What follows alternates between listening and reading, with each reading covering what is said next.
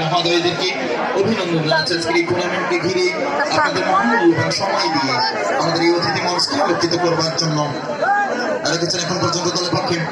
সেখানে 9 নম্বর জার্সি নিয়ে দলের পক্ষে নিকোলাস আবার এসেছেন, সেখানে দানিয়েলকে উদ্দেশ্য করে লেফট প্রান্ত থেকে দানিয়েল রেখেছেন এখন পর্যন্ত দানিয়েল সেখানে নিয়েছেন মেসি সেখানে সদরের মেসি রেফারি হারুনের কাছ থেকে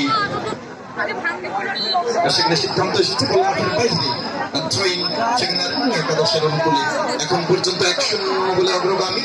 সেখানে আর্মি একাদশ দলটি খেলার এই পর্যায়ে থেকে আমি আবারও ধারাভাষ্য মঞ্চে আরো একবার স্বাগত জানাবো আমার সহকারী ভাষ্যকার জনাব সঞ্চল সরকারকে।